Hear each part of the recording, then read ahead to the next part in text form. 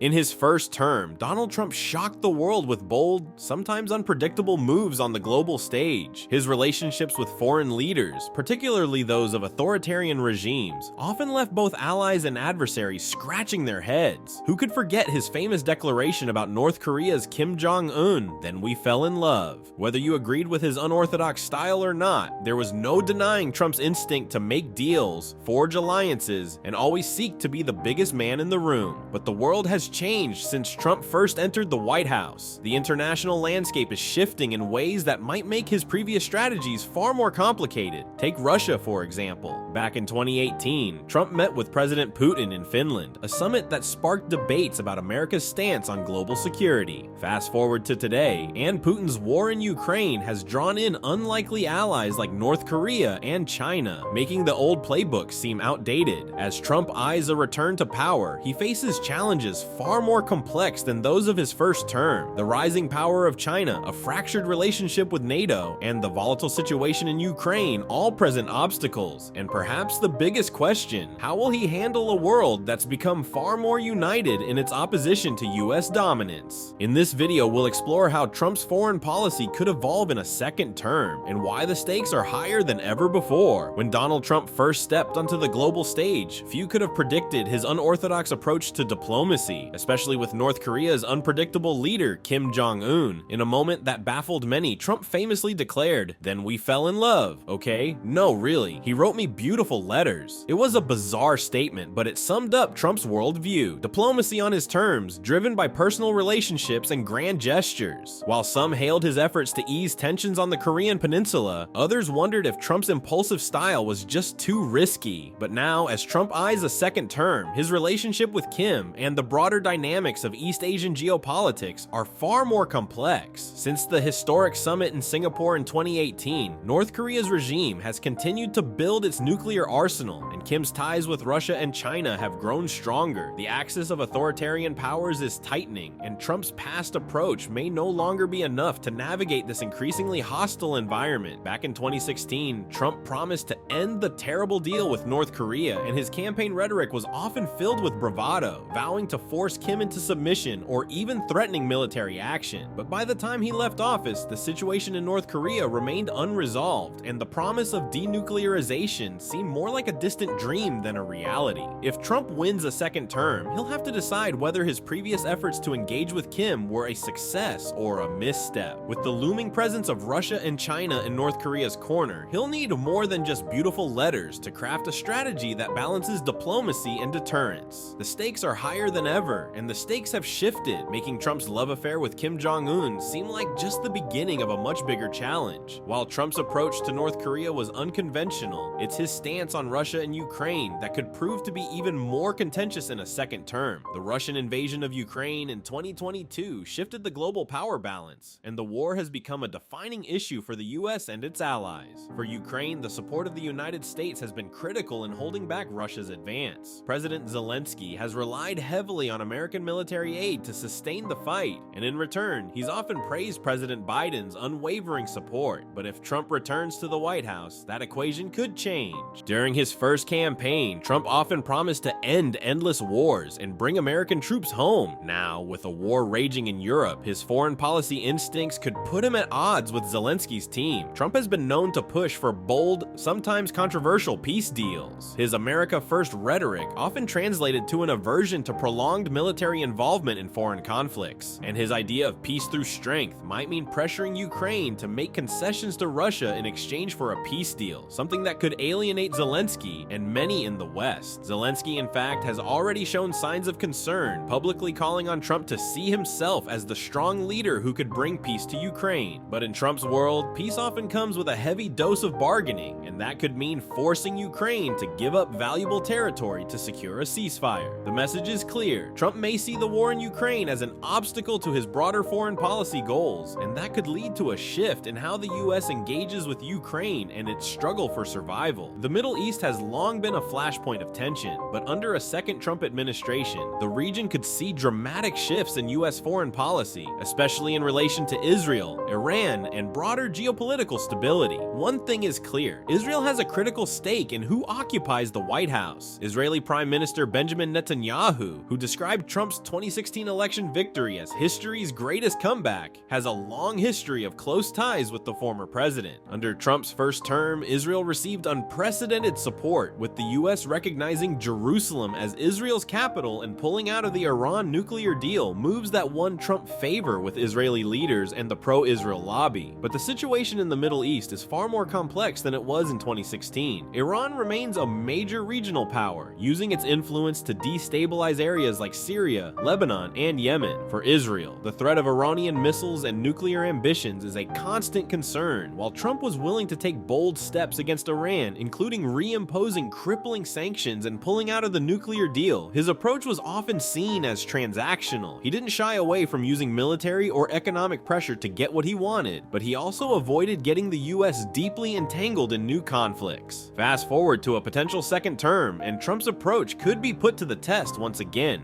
Israel will need continued US support to counter Iran's nuclear ambitions and growing missile capabilities. However, Trump's reluctance to start new wars could complicate matters if the situation escalates. While Netanyahu might push for more aggressive action against Iran, Trump could hesitate, particularly if it risks drawing the US into another Middle East conflict. Trump may be more willing to negotiate, but his style of diplomacy, often built on personal leverage and strong-arm tactics, could be a double-edged sword in this volatile region.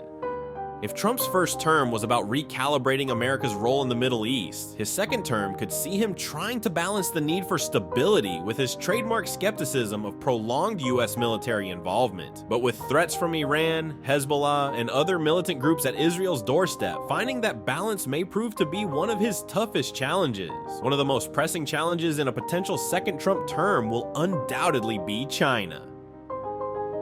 Since Trump's first term, China has rapidly advanced its position as a global superpower, both economically and militarily. Back in 2017, Trump made a high-profile state visit to Beijing, where he met with President Xi Jinping. At the time, Trump seemed to adopt a somewhat cordial tone, but the past few years have seen a dramatic shift in US-China relations. The trade war he initiated, with tariffs on Chinese goods, set the tone for a growing rivalry that shows no signs of letting up. By the eve of the 2024 election, Trump was already rehashing his hardline stance on China. He repeated his promise to Xi tariff the hell out of them, an indication that his approach to Beijing would be aggressive from day one. But the economic front is just one part of the story. Militarily, China's ambitions have been rising, particularly concerning Taiwan. The island of Taiwan, just 100 miles from mainland China, remains a critical flashpoint. With China's growing military might and increasingly bold rhetoric about reunification, Taiwan could become one of the most pressing foreign policy issues Trump faces if he returns to the White House. Trump will need to decide whether America is prepared to risk conflict over Taiwan, a democratically just across the Pacific.